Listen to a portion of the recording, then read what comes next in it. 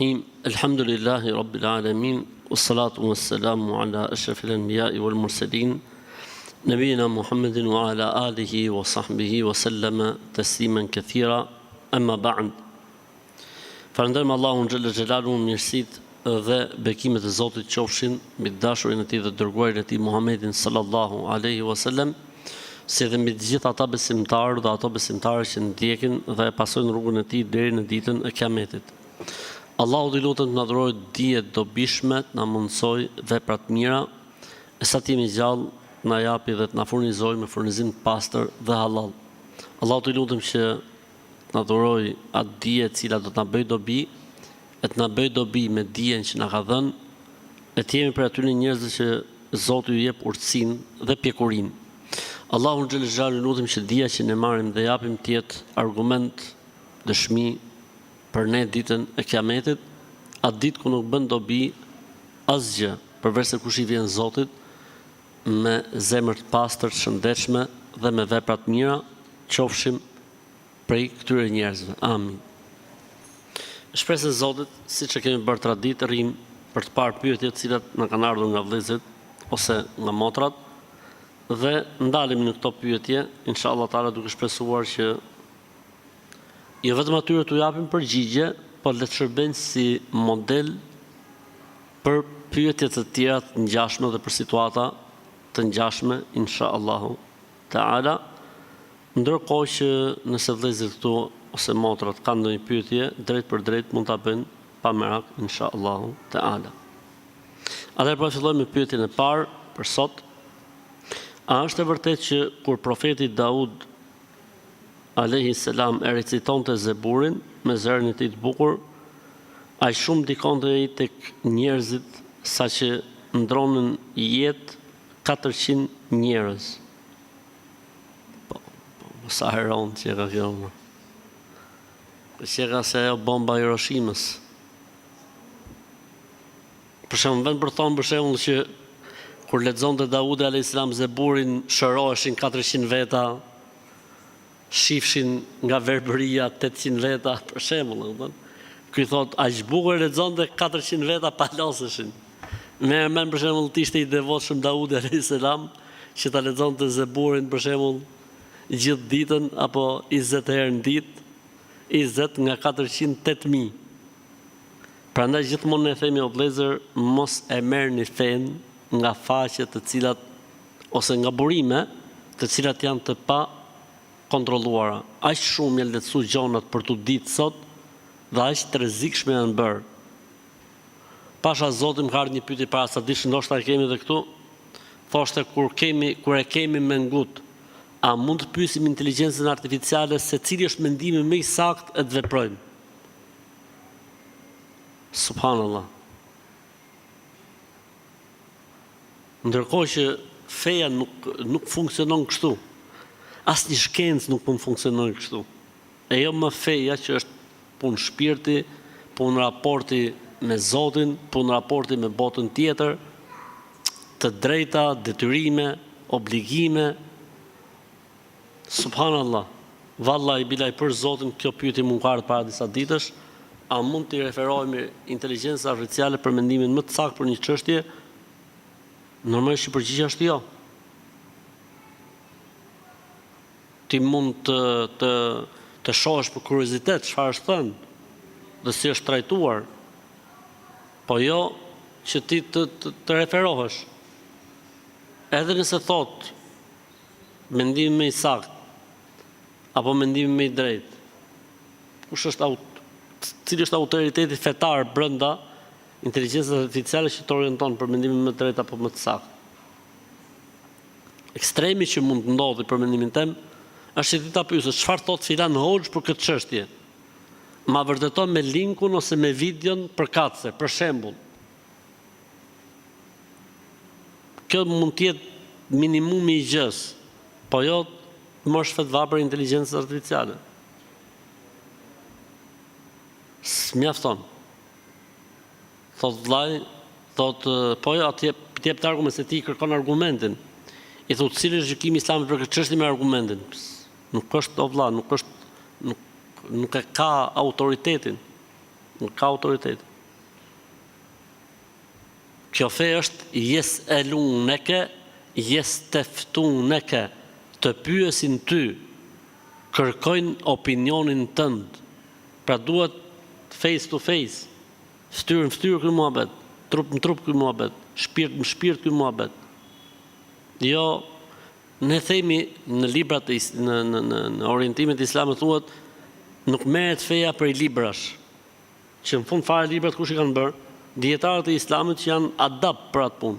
Prapë thotë feja nuk merret nga librat. Pra pa tjetër duhet një tutor, një mësues, një edukator që të orientojë. Është si se kur thua, a mund të bësh dikush kirurg me libra, ose arkitekt me libra, ose ku dëgjon. Jo, valla patjetër duhet të ketë një mësues i cili orienton, një përshkallëzim me kështu me radhë, edhe kjo punë, më fjalë si gjithë shkencat e tjera. E rëndësishme.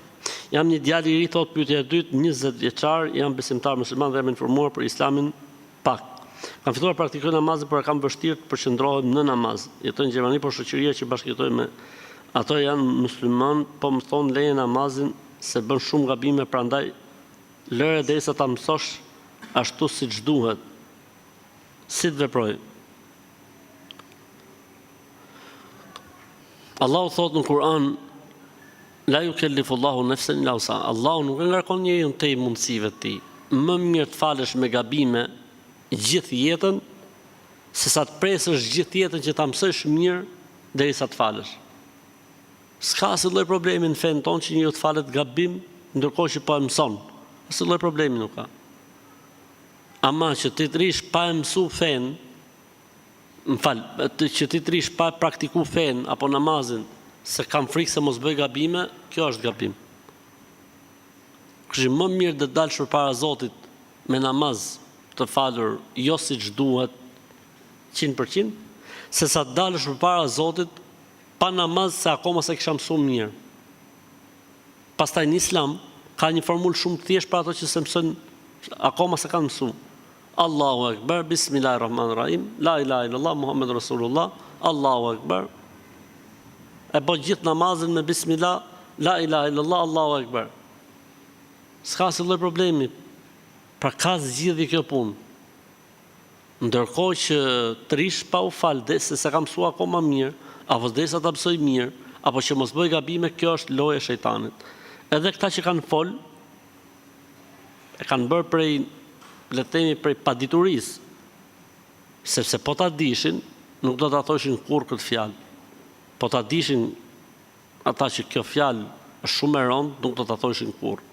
Për këtë arsye, nëse e keni parasysh ditën e xumë, kur folen për gabimet e të folurës, tham një nga gabimet më të mëdha që bën njeriu në të folurën e tij është të flasin fe dhe në besim pa dije. Edhe këta pa dije.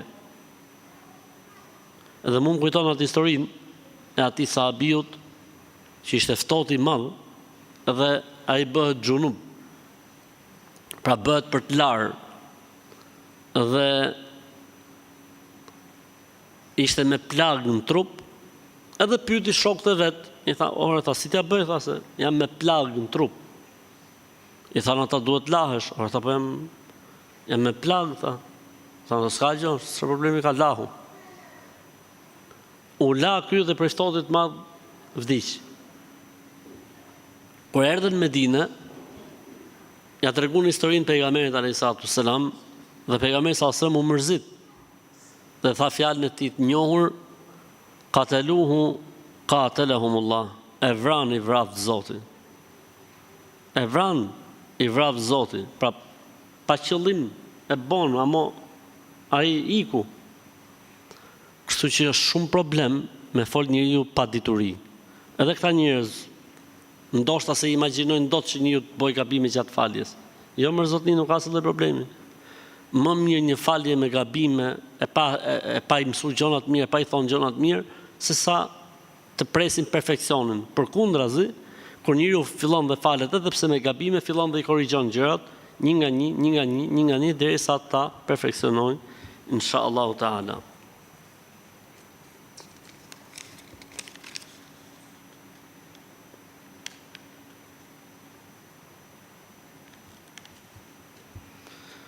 Në bibliotekën e shtëpisë kemi libra në kopertina të cilave ka edhe figura apo piktura frymorësh. Unë i kam vendosur të mbështetura dhe në formë vertikale që nuk duket, pra duket vetëm libri anash, pra nuk duket figura, pra e vendosur në këtë formë siç kemi ne ke biblioteka. Nuk ka asnjë problemi, nuk ka problem, inshallahu taala.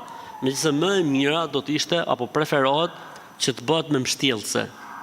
Libri të bëhet me mbështjellse që mos të ketë fare dukje.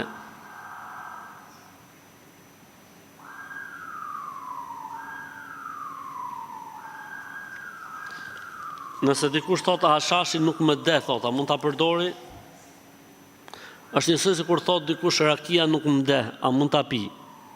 Cili është gjykimi i Islamit për njëri i cili nuk e de rakia, lejohet që ta pi? Jo, po nuk e de, s'ka lidhje.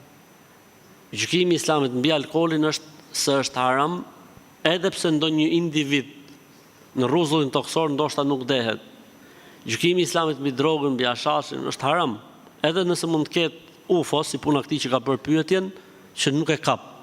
Për shembull, po nuk ka ardhur Islami për UFO-t, po ka ardhur për njerëzit normal. E përderisa për njerëzit normal, droga dhe hashashi dhe alkooli shkakton dehje, bëhet haram. Kështu që e ke haram o lumiku.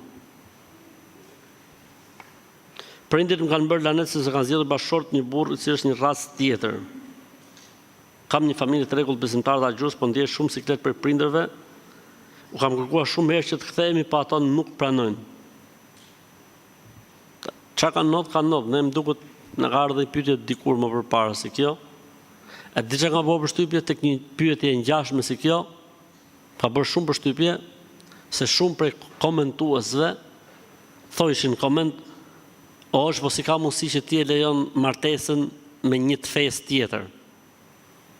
Pra aq gdhë janë disa njerëz që nuk e dallojnë fjalën rrat me fe. Si puna asaj pyetjes për mbulimin e ushqimit gjatë gatimit.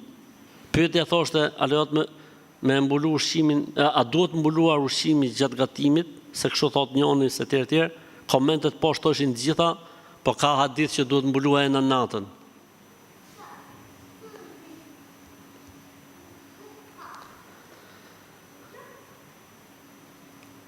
E di që në Islam mishi i derit është ndaruar, po a në ndalohet që ta përgatisim atë si ushqim për dikë tjetër?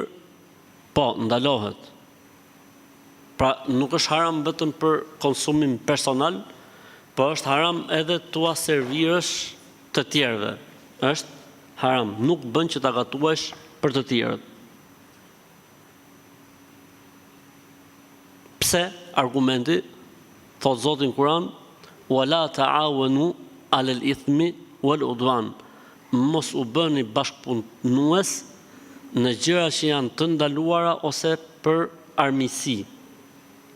Mishi i derrit futet tek gjërat të ndaluara, kështu që nuk mund të jemi ne bashkëpunues për tu servir diçka që është ndaluar.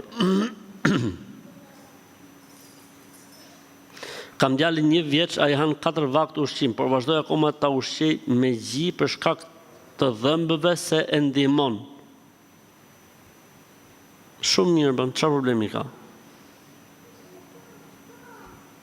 Allahu thotë në Kur'an: "Wal walidatu yurdi'na auladahunna hawlayn kamilayn." Nënat ju japin ushqim,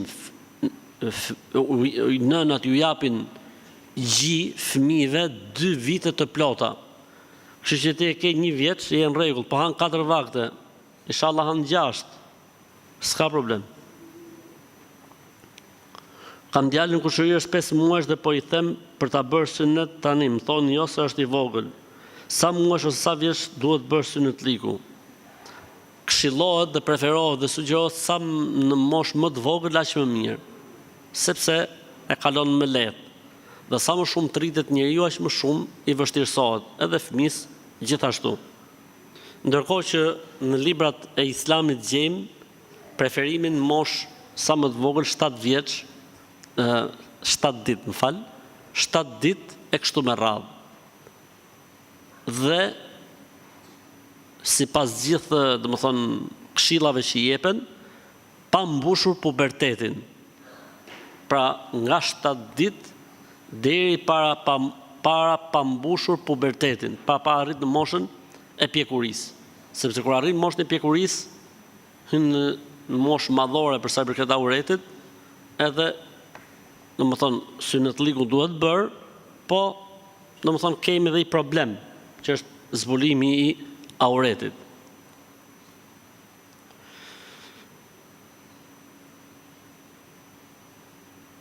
Kam marrë 10 kg mish lope, i zoti lopës ta e thera lopën kur kasapi që e kishte therur lopën, i tha që kishte ngordur lopa. A hahet ky mish? Jo, nuk hahet, është haram. Pra i zoti lopës ja ka thonë si mish tamam. Kasapi i ka treguar që e ka therë mas si ka ngordh lopa. Ky mish është haram. Pra mund ta hedhësh, edhe mund mos japësh lekët, ose ktheja mrapsh, edhe mos i jep lek.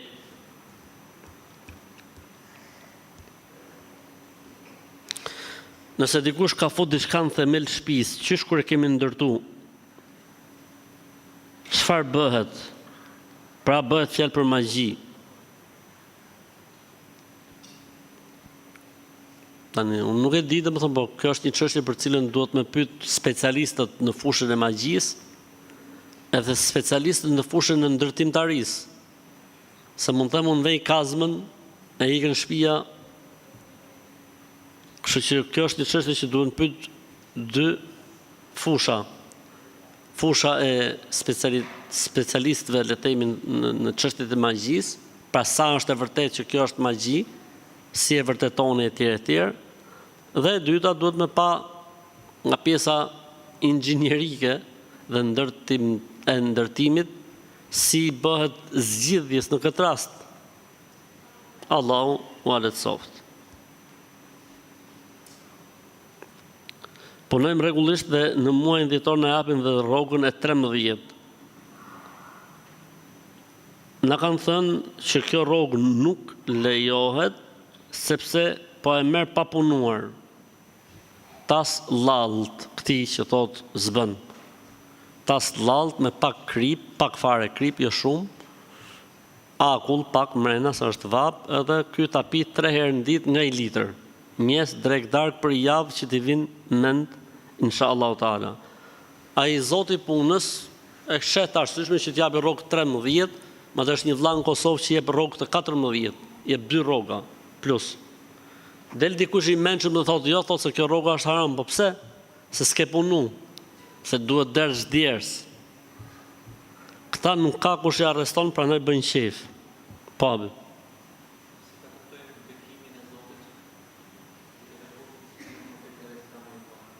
Si ta kuptojmë?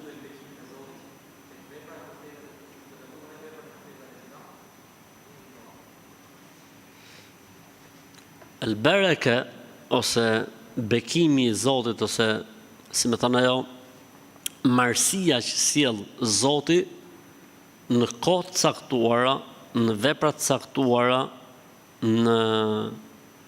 në vende të caktuara, po edhe në situata apo sende të caktuara.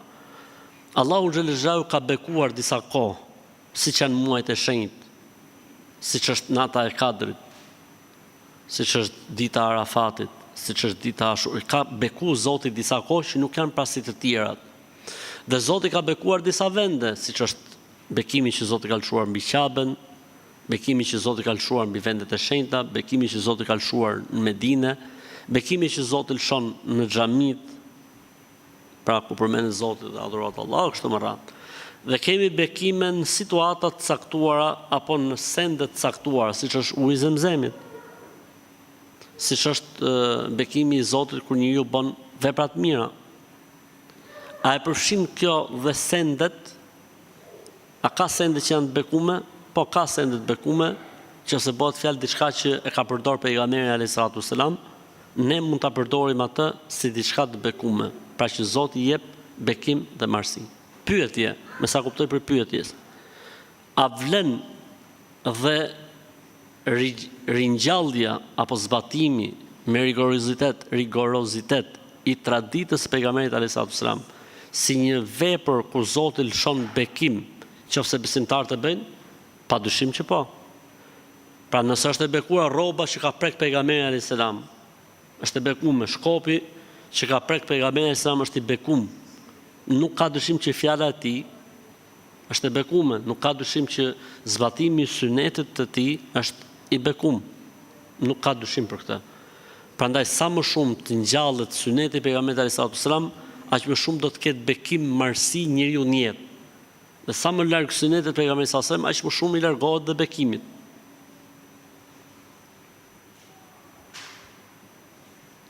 Në ka vdekur gjyshi dhe ka lënë amanet të gjithëve që masi të ndrojë jetë, mos të bëjnë 50-at, mos i këndojnë me vlut, as mos i rregullojnë varrin. Të gjitha këto ja kanë bërë. Ai është në rregull me Zotin, është mashallah, te barakallah. Ndërsa këta që i kanë bërë, këta të zgjutit, mençmit, që i kanë bërë këto gjëra, i marrin këta të gjitha gjunahet e tij. Nëse njëu kalon amanetet e tij dhe i ka sqaruar gjonat, siç ka bërë ky rahmetliu këtu, Zoti e mëshiroft, që ka thonë nuk du 1, 2, 3, 4, 5, se e ka ditë që këto gjona bëhen zakonisht, pra ata kanë vepruar kundër dëshirës dhe vullnetit të tij, të gjitha gjunahet dhe mëkatet dhe rëndesa bien mbi ta dhe jo mbi rahmetliu.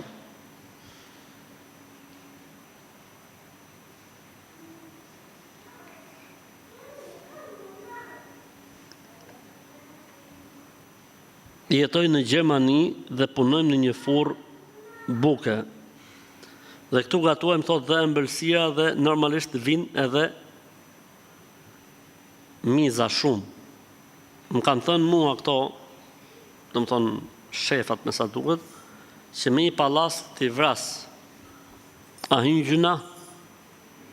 Stresit zero më shoj, nuk ka problem, inshallah ta'ala. Allahu e letësoft. Nuk ka problem, pa stres, mos u bëj me stres sepse shneti i njeriu është më i rëndësishëm se sa jeta e mizave. A mund të shkojë një motor në rukje përderisa është me periodat? Po, mund të shkojë, nuk përbën asnjë lloj problemi fare. Ditën e xhuma, a falet dhe namazi i drekës apo vetëm namazi i xhumas? Ditën e xhuma falet vetëm namazi i xhumas. Argumenti nga Kurani, thot Zoti në Kur'an, në surën El-Xhumua, thot Zoti, o ju që keni besuar, kur të bëhet thirrja ditën e xhuma, nxitoni në vendet ku përmendet Allahu. Kjo është më e mira për ju si kur ju ta dinit, e kur të kryet falja e xhumas, shpërndahuni në tokë. Nuk tha Zoti kur të kryet falja e xhumas, falni drekën mrapa. 1. E dyta, pejgamberi sa sem ka thënë, 5 vakte në ditë, Allahu ja ka bërë obligim njeriu në një ditë natë.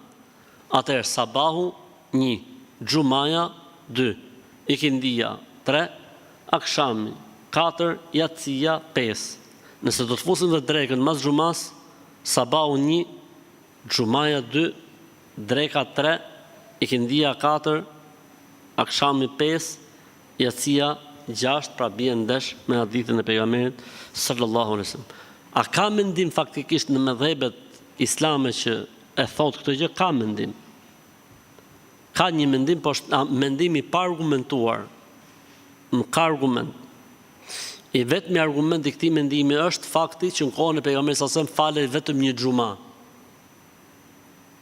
Në Medinë, në kohën e pejgamberit sallallahu alaihi wasallam falet vetëm një xhuma. Kan thonë, përderisa në kohën e pejgamberit sallallahu alaihi wasallam falet vetëm një xhuma, do me thënë se vetëm një xhuma pranohet tek Zoti. E përderisa ne nuk e dim se cila xhuma e cilës xhami pranohet te Zoti, atëherë i falim dhe i drek mrapa me qenë mrena. Ka i farë logjike, po është shumë e dobët. Po t'ishte kjo e vërtet, duhet kishte argument të pastër, të qartë, që ke Zoti në një qytet pranohet vetëm një xhuma. Duhet ishte e thënë qartë fare, nuk do të gjende kjo punë mas 300 vjetësh mendimi X me dhejbi. Pra ka diçka që s'funksionon. Kur thua ti që në një qytet pranohet vetëm një xhuma, do të kesh një argument të qartë, pastër, që thot këtë gjë. Këtë gjë nuk gjehet me opinion njerëzor. Këtë gjë duhet patjetër të ketë argument të qartë. Ne po themi kur thot sahabiu një fjalë, a quhet argument në Islam apo jo? Sahabiu, shoku i profetit. Jo mo një mendim që thot një xhuma pranohet tek Zoti. Po ku është argumenti se një xhuma falen kohën e pejgamberit sa se Medinë? Po normalisht ti jetosh në Medinë dhe ti je pejgamberi sa gjallë, mund të bësh xhamat tjetër me fal xhuman? S'ka sens as kuptim, do është normale që një do të falej. Kështu që nuk, edhe pse është mendim në medhebe, në medhebin Shafi'i kryesisht, pa e kanë kopjuar dhe disa Hanefi në disa vende të botës, siç është rasti i Ballkanit dhe Turqisë, po faktikisht nuk e ndihmon këtë mendim fare argumenti.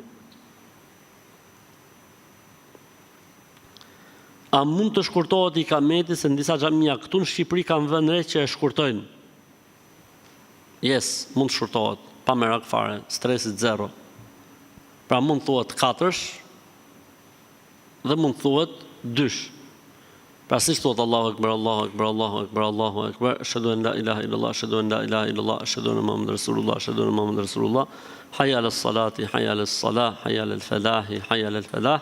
Qad qamatis salatu, qad qamatis salah, Allahu Akbar, Allahu Akbar, la ilaha illallah. Kjo është e njohur tradicionale dhe ka argument për të saktë, por më e mirë dhe më saktë është kjo tjetra, Allahu Akbar, Allahu Akbar, ashhadu an la ilaha illallah, ashhadu anna Muhammadar Rasulullah, hayya 'alas salati, hayya 'alal falah, qad qamatis salatu, qad qamatis salah, Allahu Akbar, Allahu Akbar, la ilaha illallah. Edhe ajo është e saktë, po kjo është më e mirë dhe më e saktë, po të dyja janë të pranuara.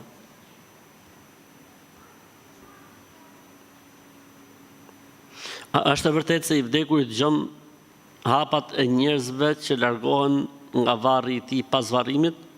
Po, është e vërtetë. Po o vëllezën dhe motra, ne duhet kemi parasysh se këto hadithe janë hadithe gajbi, hadithe që kanë bënë me botën e pa hetueshme nga shqisat njerëzore. Kështu që ne këto hadithet e varrit, pyetjeve të varrit, ulja e njeriu në varr, varri koshtrave të xhenetit, varri grop për gropave të xhenemit, pyetjet që bëhen në varr, dëgjon hapat e të vdekurit, të gjitha këto konsiderohen gajb. Gajb çfarë do të thotë? E pahetueshme nga shqisat njerëzore. Pra shqisat nuk e kapin këtë gjën, për këtë arsye quhet botë e fshehtë, botë e pahetueshme. Dhe ne këto gjëra i besojmë. Ne këto gjëra i besojmë. Të jap një argument shumë të thjeshtë për këtë. Pejgamberi sa kur flet për kthimin e shpirtit në trup, në varr, çfarë thot në të dyja rastet? Si në rastin e besimtarit, thot i kthehet atij shpirti në trup. Në logjikën tonë kësaj bote, kur kthehet shpirti në trup, çfarë do thot? Rre zemra, shikon, dëgjon, merr frym. Apo jo, fjala i kthehet shpirti në trup, do të thonë si më thënë ndryshe, kthehet në jetë. Po faktikisht i vdekur i kthehet në jetë në varr? Jo. Çfarë ndodh? Ai faktikisht kthehet në jetë, po në jetën barzakh. Në jetën e barzakh, ai kthehet në jetë, po jo me parametrat dhe standardet e jetës së kësaj bote, ai kthehet në jetën e barzakhut. Aty i fillon puna aty. Shpërblimi, dënimi, gëzimi, hidhrimi, pikëllimi, kënaqësia në një jetë që është jetë varri, ku prioritet merr shpirti ndaj trupit. Ndryshe nga kjo botë që prioritetin e ka trupi ndaj shpirtit.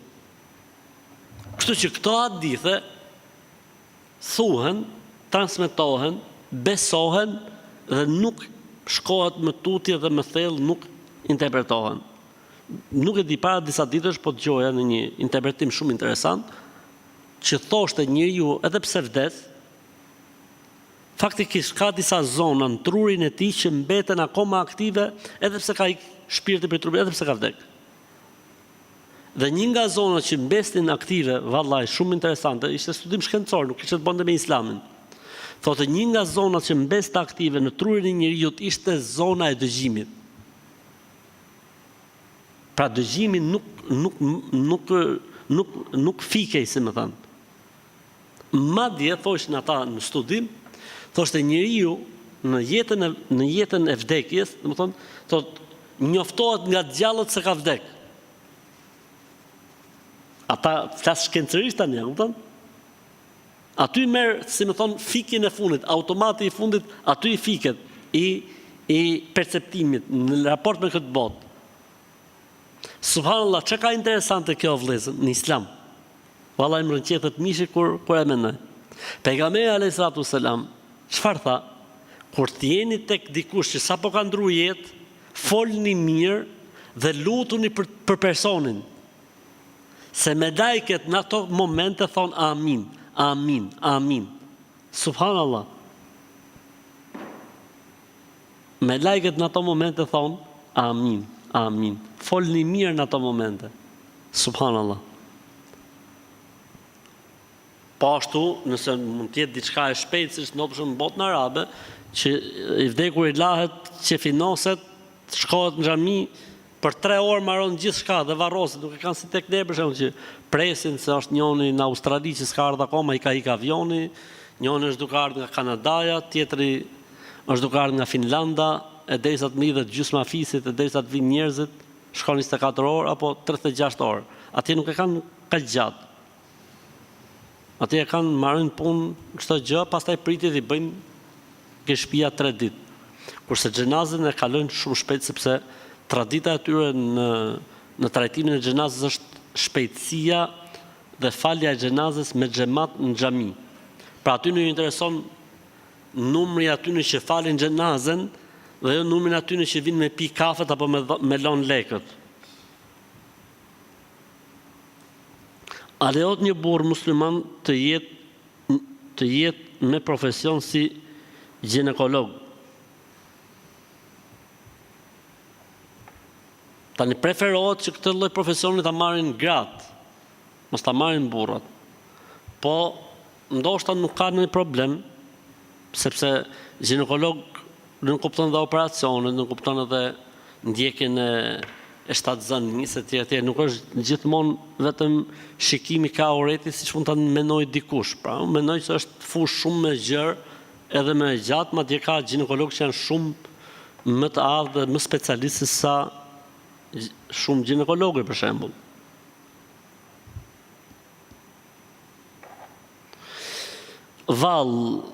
A mund të falim farzën nëse jemi në shitore? Në shitore do të thonë në pazar, në treg. Në shitore për rroba, pra kemi shku me ble rroba, thotë. Të falemi në për dhomat ku provojmë teshat. Të falemi tek dhomat e provës. Lejohet, nuk ka asnjë problemi fetarisht. Nuk ka asnjë lloj problemi fetarisht, thotë se këtu në Skandinavi dhomat provuese, pra dhomat e provës, janë mjaft të mëdha. Elhamdulillah. A mund falemi në këmbë? Apo duhet falemi ullur? Duhet falemi si që falet namazi, pa filozofi shumë, pa historira.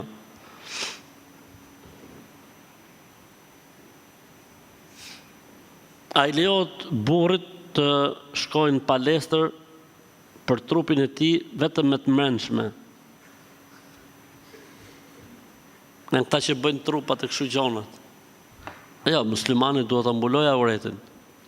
Nuk i lejohet një muslimani që të zbulojë auretin e tij. Nuk i lejohet një muslimani që zbulojë auretin. Ne nuk kemi kundër palestrimit, nuk kemi kundër ushtrimit, nuk kemi kundër, përkundrazi ne themi një besimtar i mirë, i fortë, solid në trupin e tij, në shnetin e tij, që merret madje ndoshta edhe me sporte, merret etj, është shumë më mirë se dikush që është ngordalaq, që s'ka fuqi me ngrit një lavatriçe. Po puna është që jo deri në këtë drejgje. Jo deri në këtë drejgje, siç bëjnë disa që shfaqin gjithçka sepse duan të morin çmimin apo duan të duken bukur. Mora vesh. E kemi një ilaç shpije, pra ilaç kundër bronhitit. Ç'është bronhiti? Do të jetë bronshiti. ose azma. Mirë po njëri nga përbërësit e këtij ilaçi është rom. A lejohet? Ndoshta ka për qëllim rum. Ka pi alkolike rom? Rum. E rëndësishme, nëse nuk ka zgjedhje tjetër, nëse nuk ka ilaç tjetër, përderisa është ilaç dhe përbërje e ilaçi, mendoj që ka fetva, pra, se e mendoj unë, ka fetva të dietarëve që thonë nuk ka problem, sepse kjo nuk është gjë që pihet. Kjo nuk është gjë që pihet në kuptimin që të pihet si pije. Kjo merret me një sasi të caktuar sa për të krijuar të tretin të disa elementeve që nuk i tret asgjë tjetër përveç se alkoolit apo rrumit, në këtë rast për herë parë një gjë që u përdor ka dhe rrumi.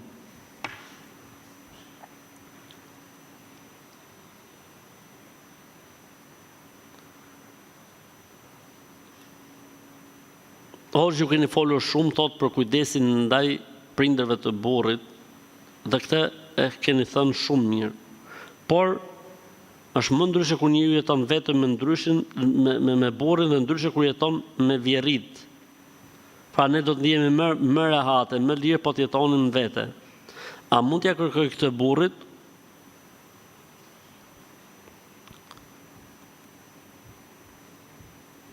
Nuk ka, domethënë, prind që mos doj të jetoj me fëmijën e vet. S'ka prind që mos doj të jetoj me fëmijën e vet. Dhe s'ka fëmijë që mos doj të jetoj me prindrit e tij. Flasim për atë që është elementare, atë që është bazike në jetën sociale njerëzore. Në momentin që ndryhyn dikush dhe bëhet sebeb për të ndarë prindin nga fëmia, apo fëmia nga prindit, unë mendoj se ka bërë gabim. Është e vërtet që një nuse apo çifti po të jetojnë vete, janë më rahate, janë më mirë etj. Është e vërtet. Por kjo çfarë pasojë lën? Se është ndryshe për shembull kur vjerria, pra babai dhe nëna e vajzës janë të rinj, edhe e japin miratimin vetë, se në fund fare ato janë më rahat, për shembull një pjesë të kohës ta jetojnë vetë, në qejf vetë, se s'duan zhurma, s'duan, le të themi, diskutime, gjëra, ndihen më rahat më mirë, nuk ka asnjë lloj problemi. Ose për shembull ka dhe fëmijë të tjerë shtëpia që nuk është puna se po iku ky që u martu nga shtëpia, ata do të ngelin pa dikën që ju shërben apo që ju rrin në shtëpi. Ama që tjetë ky çuni funit për shembull, apo tjetë djali vetëm, edhe nusja thot vallai, okay, po më mirë të jetojmë vete, themi asaj motrës tonë, nusës në këtë rast, e mira motra ime nuk ka fund, por ka edhe më mirë akoma. Çfarë është më mirë? Të jetoni si një familje bashkë me prindërit e burrit, me bo pak durim tani se vapi si merret, shpërblimi si merret. Nuk është e lehtë me fitu xhenetin. A është gjuna të festohet vjetori i nikahut? Ne në Islam nuk festojmë vjetorët e martesës. Nuk i festojmë. E falenderojmë Zotin për mirësinë që na ka dhënë ai, edhe jeta vazhdon e lumtur. Inshallahu Taala, dhe nuk ka pse të bëhen festime të tilla. Festat Islami ka kufizuar në 4. 1. Kurban Bajrami, 2. Fitr Bajrami, 3. Dita e Xuma, 4. Kur martohesh. Këto festohen në Islam, ndërsa festat e tjera në Islam nuk ka, dhe ka një rregull shumë të bukur për festimet në Islam. Islami nuk i njeh përkujtimoret si festa. Është rregull. Islami nuk i njeh përkujtimoret si festa. Përkujtimoret si festa është traditë jo islame. Përkujtimoret si festa janë traditë jo islame.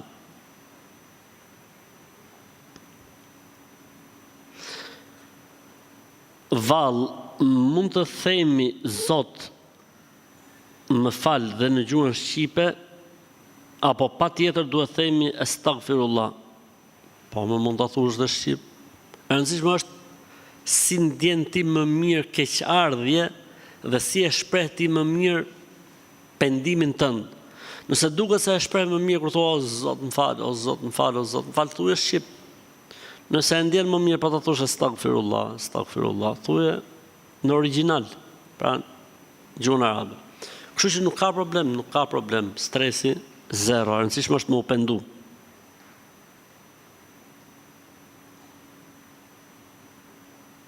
Çfarë mendimi keni për pamjet në xhamijat kur dikush ndron jetë?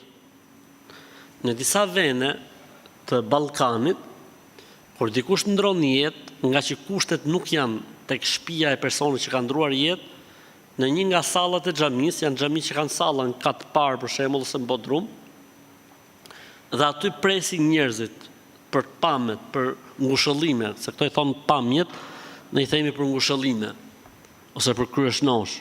Nuk ka asnjë problemi fetarisht që shfrytëzohen ambientet shoqëruese të xhamisë për në shërbim të komunitetit, siç është rasti për shembull kur dikush nuk ka ku t'i presi dhe i pret tek ambientet shoqëruese të xhamisë. A është e vërtetë se veza duhet larë para përdorimit sepse po mos e lajsh është haram?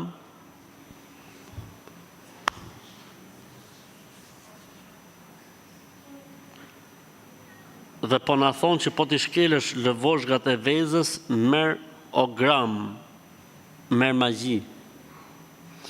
Të gjitha këto janë nul. O mul. S'ka lidhje fare kjo punë hiç. Ka lidhje fare kjo punë. Mos i ngjoni njerëzit çfarë thonë.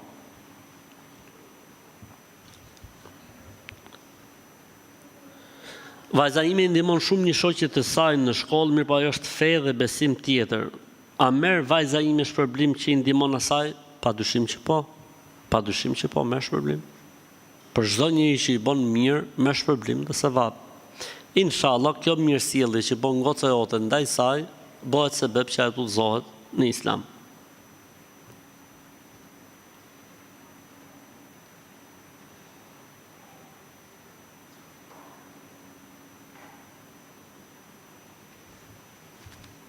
E di thot që nuk komenton ëndra, po më ka bërë merak kjo ëndra, thot se më ka parë vajza se kur po shkojsha në Mekë, Medinë dhe kisha ndruar jetë gjatë rrugës. S'komentoj ëndra, po s'do thot gjë hiç fare, nuk do thot gjë, inshallah taala, Zoti ta mundsoft që shkosh me bë haxhin.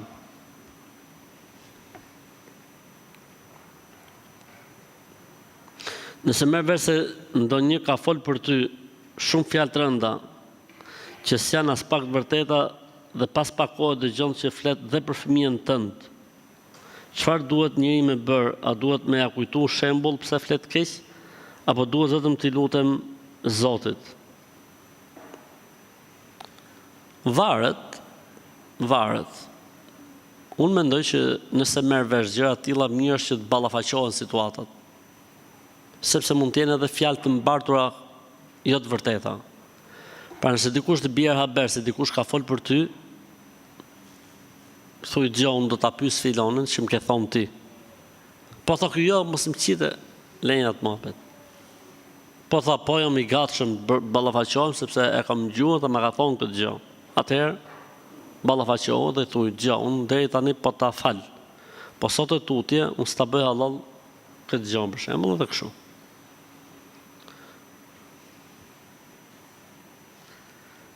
Vall, pasa shumë pyetje sot me vall. Hera parë që përsëritet vall kaq shpesh. Vall, mundet një burr të marrë për grua të parë dhe të dytë të jenë motra, domethënë njëra prej tyre ka vdekur. Për zgjallje nuk lejohet, sepse është ajeti kuranor. Ndërsa nëse njëra ndron jetë, mund të marrë motrën, siç ka bërë pejgamberi sallallahu alaihi wasallam me rastin e vajzës së tij me Uthmanin. E martoi Uthmanin me njërën gocë dhe ajo vdiq. Pastaj pejgamberi sallallahu alaihi wasallam i dha për nusa Uthmanit radhiyallahu ta'ala anhum gocën tjetër.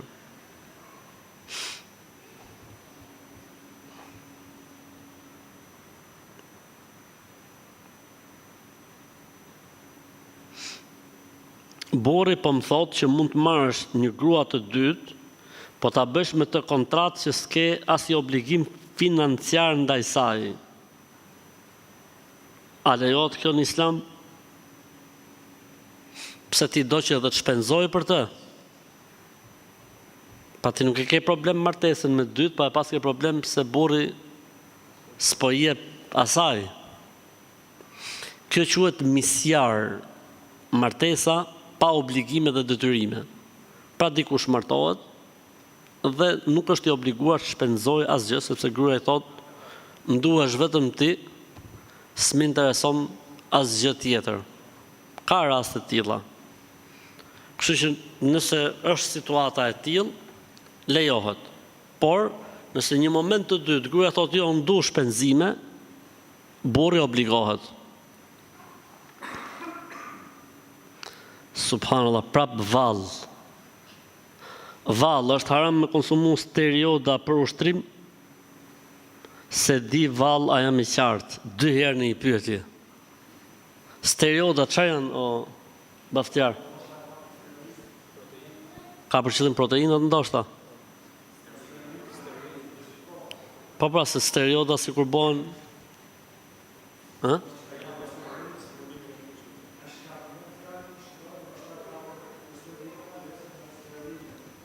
E rëndësishme, kjo duhet kthehet tek specialistët e fushës. Nëse në, le të themi, mjeksi apo në shëndet, kjo gjëja nuk e dëmton njeriu, lejohet. Nëse i sjell dëme, ndalohet. Pra varet nga efekti që ka. Doja thot prej teje një përgjigje të sinqertë. Inshallah, hajde ta shohim.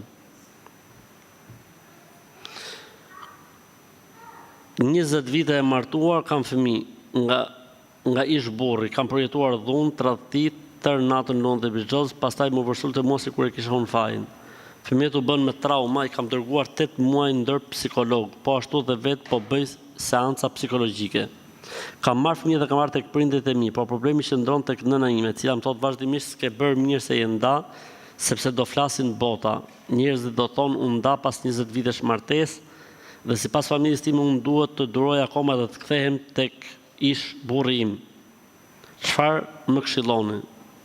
Ke bërë shumë mirë që ke ikë prej atij, rri aty ke prindër dhe thuj prindërve kam pyet hoxhën, dhe hoxha më ka thënë në këtë lloj situate lejohet divorci dhe ke bërë zgjidhjen më të mirë, se më e rëndësishme në këtë histori je ti dhe fëmijët e tuaj, pastaj llafet e botës.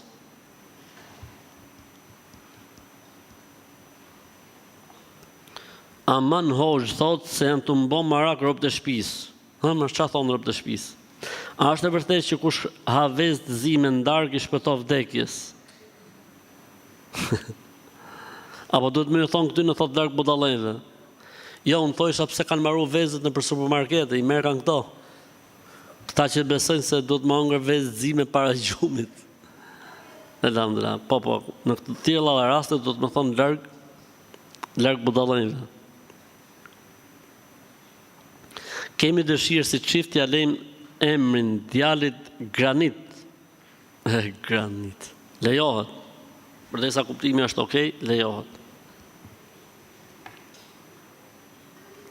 A lejohet që fëmia të paguajë zekatin e prindit duke marrë nga pasuria e prindit pa lejen e tij për shkak se prindit nuk e paguan zekatin që e ka për obligim?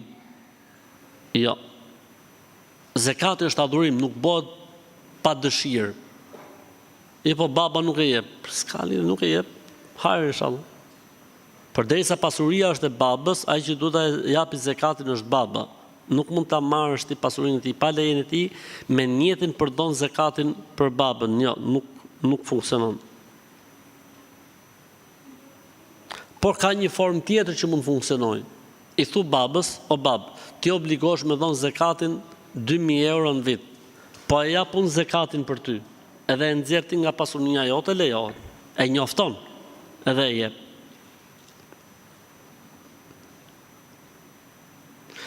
Dy rekatet e para të namazit farz, surja pas El Fatihas është sunet apo vajxhib?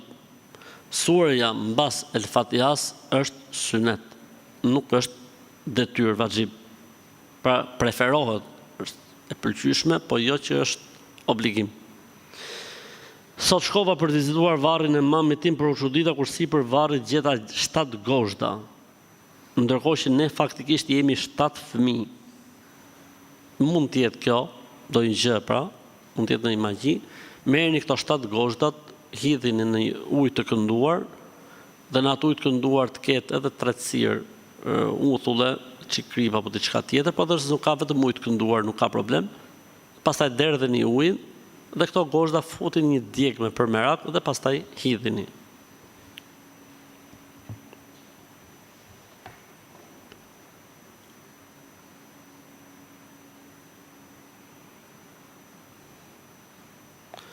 Desha me të pyet për një pyetje, thotë më vjen pak si marrë, pra ka turp, por dua ta di, thotë, a lejohet që të lozim në shtrat me duar me njëri tjetrin derisa të kaloj situata në orgazm apo është gabim? Lejohet, nuk ka problem. Nëse unë e blej diçka 1 euro dhe dua ta shes, a ka ndonjë rregull për sa mund të fitoj nga kjo gjëja me çmimin sa duhet? S'ka lidhje, mund të avesh çmimin sa dush, s'ka problem.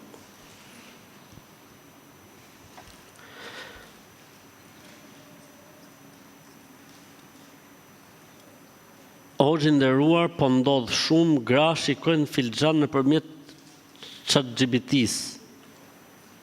A ka një gjykimin si shikimi i filxhanit në përfallxore? Po, njësoj. E po, e kishe dëgjuar këtë ti? Subhanallah. Çfarë bëhet në Allah? Ë?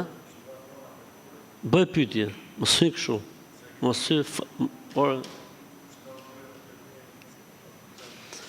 pra shikimi i filxhanit është dalje nga Islami, dalje nga feja, edhe nëse ai që e shikon filxhanin është njeri, fallxor apo fallxore, sharlatan apo sharlatane, mashtrues apo mashtruese, apo është në këtë rast ChatGPT-ja që pas ka filluar me pa dhe filxhanet. Ej Zot, o Zot i madh, jipi mend o Allah këtyre njerëzve se keq puna për Zotin. Ka të njëjtin gjykim. Nëse e beson leximin që bën ChatGPT-ja del nga Islami. Nëse e bën për qejf, kot për kuriozitet, 40 ditë nuk pranohet namazi. Desha të pyes për ikën, pra do të pyesi për dikë tjetër. Nëse vendosim një mashkull që ka ramje të flokëve dhe më duk më mirë, dhe nëse jo. Desha të pyes perikën, nëse perikën atë si quhet kjo? Parukën. Shishi, po. Atëherë, desha të pyes thot për parukën, pa ka thonë perikën, ndoshta mund të jetë dialekti i tyre, për parukën, nëse vendos një mashkull që ka ramje të flokëve, pra i kanë ra flokët, dhe do më duk më mirë, do më duk më bukur.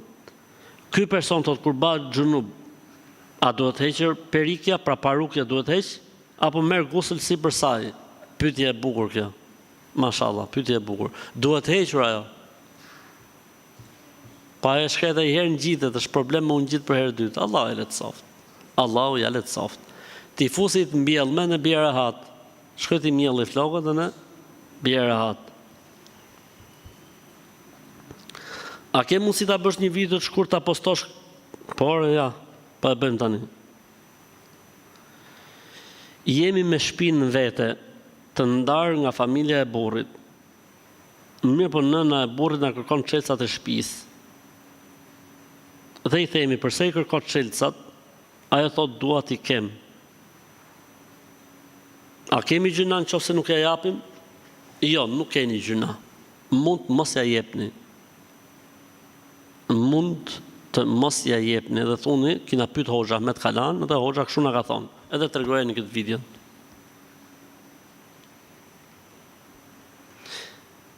Jam 14 vjeç dhe kam dhe 2 ditë, jam 14 vjeç, nëse dhe 2 ditë janë nisë Ramazani, po unë alasja kam nisë më u falë, është gjëna mos me bë. Duhet me agjëru, s'ka lidhje. Duhet me agjëru. Nga mosha 13 vjeç e lartë, ekstremi 14, po 13 e lartë, çunat dhe gocat duhet të agjërojnë dhe duhet mos të kenë probleme me namazin. 13, ekstremi 14 e lartë, As me agjërimin s'do të kenë më diskutim, as me namazin nuk do të kenë më diskutim. A na leo ta luajmë këtë lojën?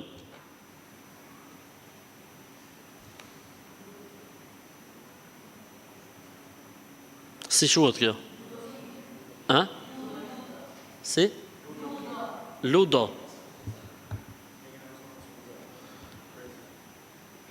Kjo ka gjykimin e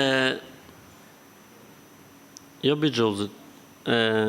Si quhet ajo tjetra? A? E zarve. Ja. Si.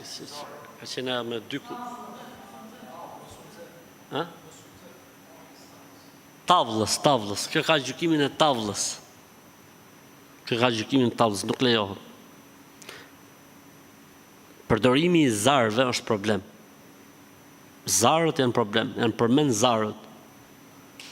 Kush prek zarët, është njësoj sikur me prek mishin e derrit.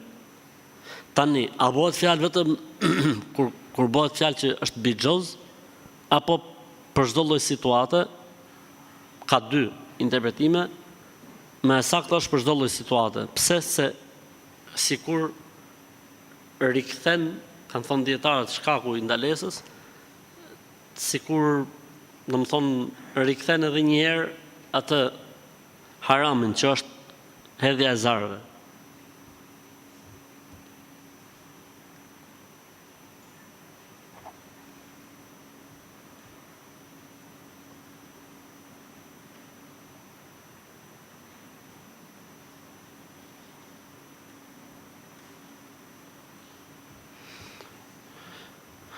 Kur jam martuar pas një muaj kunati, me kunatën e larguar nga shtëpia ku jetonim të gjithë, se kunata nuk më donte mua. Tani unë jetoj me burrin dhe me vjerin. Me po bë disa kohë që kunati dhe kunata vinë në vizitë vjerrit kur unë s'jam aty. Pra na përcjellin neve kur ne nuk jemi në shtëpi dhe vinë gjithmonë kur ne nuk jemi në shtëpi. A mund ta ndalojmë ne këtë gjë apo si të veprojmë? Leren, nuk ka problem. Hajde, inshallah, çfarë problemi ka? Le të vinë kur nuk jeni në shtëpi. Një barr më pak. Hajde, inshallah, stresit zero. Kur të ulemi për sejdë dhe dulshojmë duart një herë apo këmbët. Gjunjt ka për qëllim se këmbët janë në tokë, ku të lëshosh këmbët. Më mira është që lëshohen përpara duart, pastaj gjunjët. Po nëse bëhet e kundërta për shkak peshës, nuk ka problem.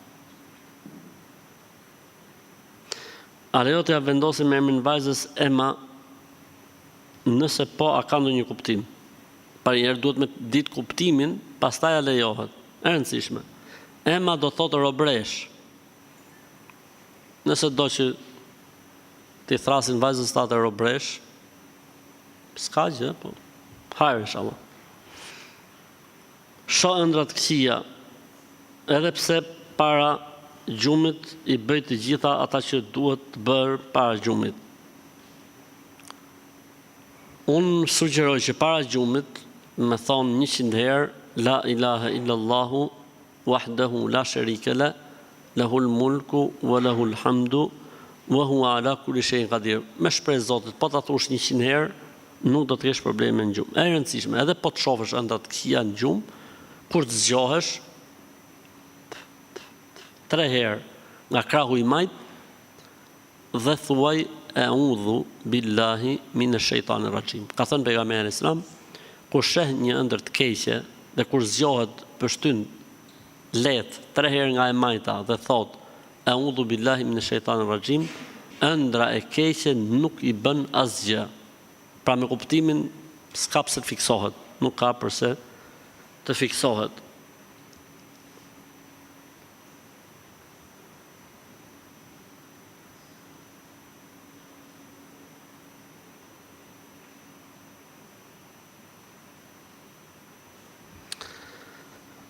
A më lejohet të përdorit të zbi kur pjesa imame të zbiut është argjend i larë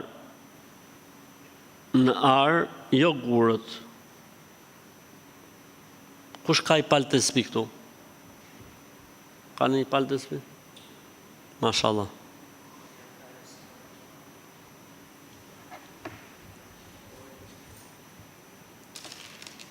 Që ta dini,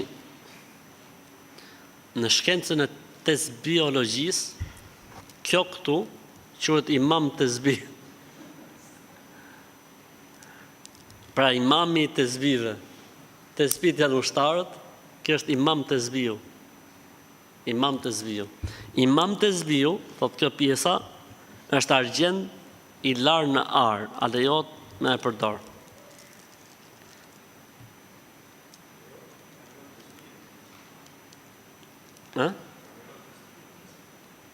Po pra, po, tesbit nuk janë pa imam. Kanë imamin. Pse unë thash, çfarë thash unë? Po kjo shpytja lejohet, thotë se ka hadith që ndalohet përdorimi i arit dhe i argjendit nga meshkujt, përdorimi i arit nga meshkujt.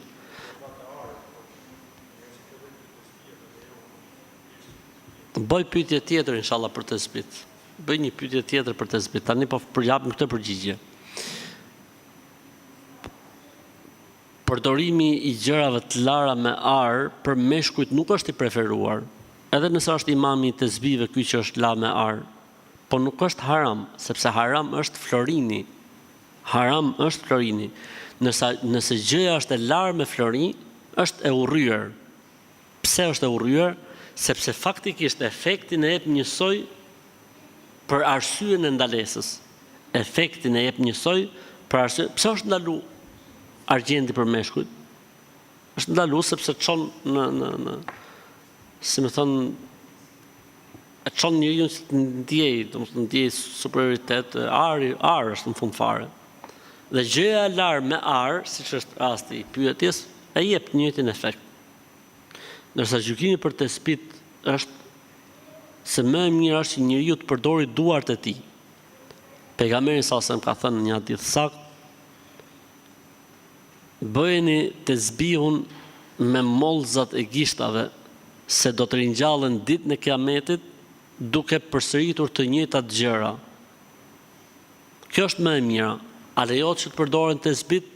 Mendimi më i saktë i dietarëve është që lejohet përdoren tesbit. Lejohet. Nuk ka asnjë lloj problemi fetarisht, përderisa ndihmon për t'i majt mend gjonat, për t'i fiksuar më mirë. Jo po dikush ta bëj me gishta, po më dikush do të thonë 100 herë për shembull, dikush do të thonë 300 herë. Ja ka vënë detyrë vetes për shembull, që thot 1000 herë stakfirullah në ditë, do me thonë 300 herë salavat për pejgamberin alayhis salam. Tesbit ja lehtësojnë, ndihmojnë, nuk ka asnjë lloj problemi fetarisht. Nuk ka asnjë lloj problemi fetarisht në mendimin më të saktë të tjerë, s'është një mendim, po mendim jo për të marrë në konsiderat, që thot bidat e kështu, por nuk ka argument faktikisht. Pse? Sepse kemi një rregull në fe që thot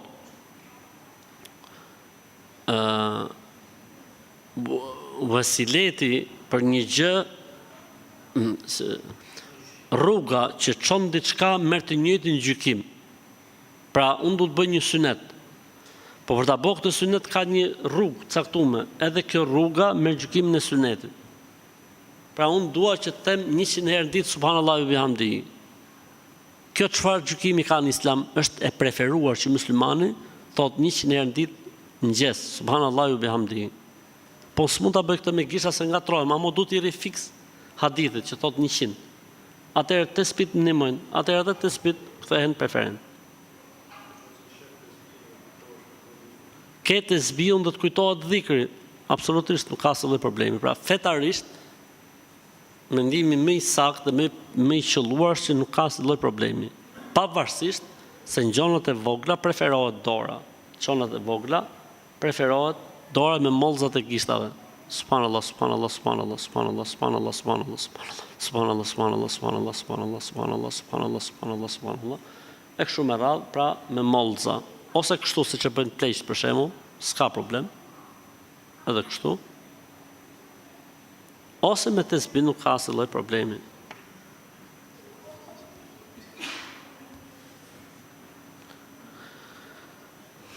Jam shtatzën dhe jam e interesuar për emrin Ewais.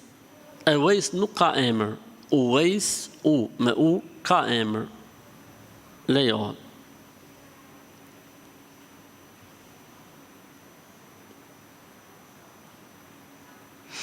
Kam një pyetje në lidhje kripto, bitcoin e kështu me radhë. Thot, kam dëgjuar në pjesën më të madhe të jetës time, thonë që ky është 740 vjeç. Kam dëgjuar në pjesën më të madhe të jetës time, ndërkohë që ky diskutim nga 2017 e këtej ka filluar debati. Nëse. Thot, në pjesën më të madhe të jetës time kam dëgjuar se kjo është ndaluar në Islam. Po mirë, elhamdulillah, tani ngjo mendimin tjetër që lejohet, nuk ka asnjë problemi fetarisht. Ngjo edhe mendimin tjetër.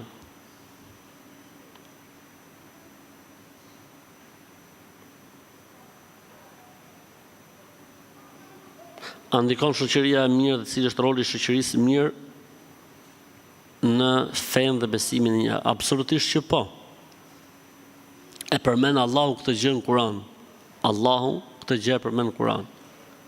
Kur flet për njërin për banorëve të xhenetit, se si shoqënia e tij tentonte që ta tërhiqte në rrugën e xhenemit. Pejgamberi sallallahu alaihi wasallam ka thënë: "El mar'u ala dini khalilihi", njeriu ka fenë të dashmit të tij. Pra nëse do më ditë një si është në fe dhe në besim, shif çfarë shoqënie ka. Kjo nuk do të thotë që njeriu të izolohet apo të shkëputet, por njeriu duhet të zgjedhë shok të mirë, dhe shoqëni e mirë kush konsiderohet ajo shoqëni e mirë, konsiderohet ajo shoqëri e cila kur ti e ke harruar Allahun të kujton, dhe kur ti je duke u marrë me Allahun të mbështet. Ajo shoqëni që të urdhon për të mirë, ndalon nga e keqja, të këshillon, interesohet për ty, interesohet për besimin tatë, interesohet për fenë tatë, interesohet për hallet e tuja, për sikletet e tuja. Kjo është shoqënia e mirë, kjo është shoqënia e mirë.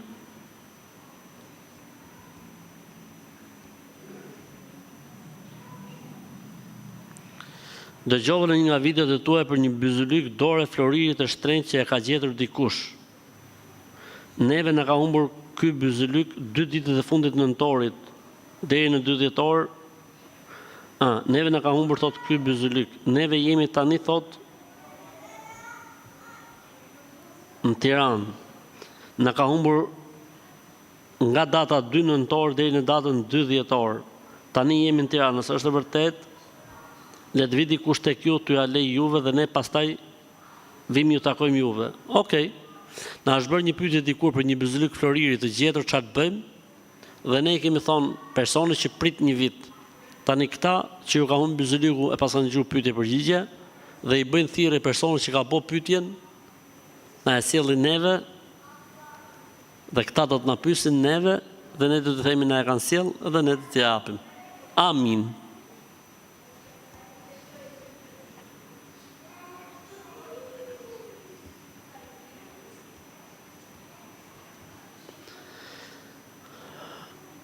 Jam e martuar dhe burri kur del me shokët nuk ma thot kurr, vishet dhe del jashtë. I kam thonë plot e herë, pa ai më përgjigje sa është burr. Dhe s'kap se t'i japi llogari gruas të tij. Unë mendoj që këto lloj muhabetesh nuk duhet të jenë. Çfarë problemi ka pse po t'i thot gruas që po dal?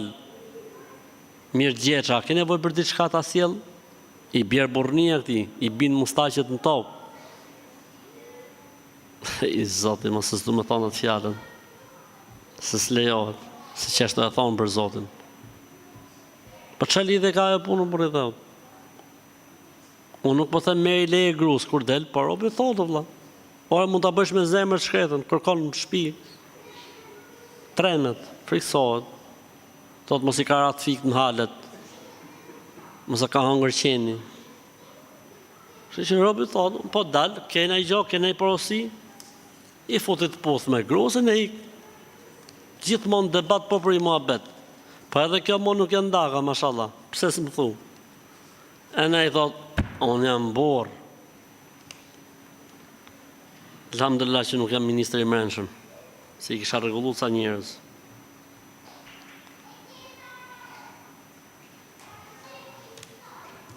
Ka ardhur një pyetje që ka 15 vjet që nuk bëhet. Po e bëj se na ka mungu kjo pyetje 15 vjet. Kështu që ja vlen me përsërit. A janë haram thot ilahit apo bidat, se Sheikh Albani dhe Fauzani i kanë bërë bidat. 15 vjet pa në u bë kjo pyetje. Nëse e do me argument, ka argumente sa të dush që lejohen, nga Kurani, nga Suneti, nga të parët tanë, nga imamët e mëdhëbeve, nga dietarët e mëdhenj të kësaj kohe, siç është Bin Bazi, Ibn Uthejmini. Si ta dush ta japim përgjigjen? Kjo është një pyetje që ne e kemi zauruar për një kohë shumë gjatë, pasi u shfaqën në xhamiat tona për herë të parë në historinë e Islamit shqiptar harkistat ose grupi i Harkut. Ata që s'lan hoxh mbi sipërfaqen e tokës pa e shpallur bidatçi, dhe se vetëm ata ishin zëdhënësit e Islamit të pastër selefi, e kujt nuk i veshin ata damkën, nuk ishte në të vërtetën. Dhe u vetë quajtën për një kohë të caktuar, për afërsisht kanë funksionuar këta si grup shumë aktiv për një 10 vjet, po ka dash Zoti i Madh që ata efekti i tyre të shuhet dhe të bjerë, me sa duket ata që i kanë paguajt, s'po i paguajnë më, e kanë filluar të punojnë, e kur kanë dalë në punë në jetë, e po u bie bretku, e kanë kuptuar që këto muhabete pas kanë qenë lojrat e shejtanit. E rëndësishme, shoqëri i qetë, se për ilahit nuk ka asnjë lloj ndalese. E rëndësishme është nuk duhet të jenë me harame brenda, nuk duhet të jenë me përmbajtje të gabuar dhe nuk duhet të jenë të shoqëruar me instrumenta muzikore. Nëse janë kështu, s'ka problem. Nëse kanë këto 3 gjëra, pastaj atëherë janë problem.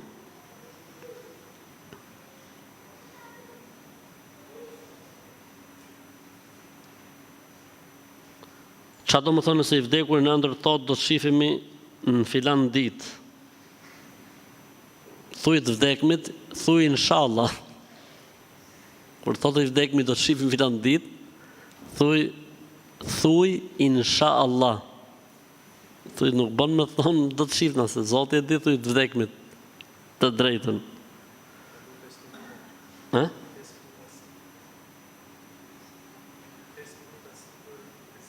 Ka kalu? Mëse s'bo me shenjt i bes.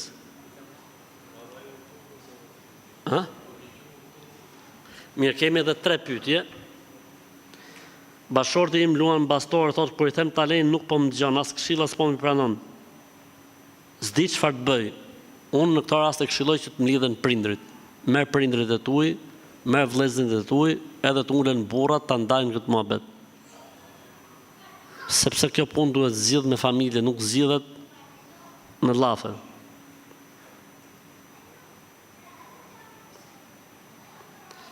Si jeni, thot, pyetja, mirë alhamdulillah, shiqur Zotit, po ti si je?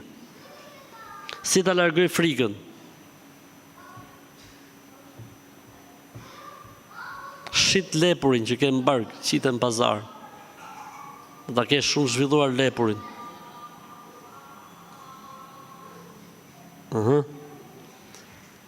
Tani kjo është një pyetje që më shumë duhet pyet dikush që është specialist i fushës së psikologjisë. Po unë mendoj që dalsh sabah për sabah në xhami, në kom, e të kthehesh mas jacisë në kom, bëj dua dhe dhikrin, dhe çdo gjë dyshim në rrugë që duket sikur po lëviz ose kështu na lën vend, mos ec me vrap, shife, s'ka asnjë gjë të vazhdo. Edhe kështu do të mësohesh inshallah vash avash. S'ka më ushtria u nxjerr të frikën këtyne.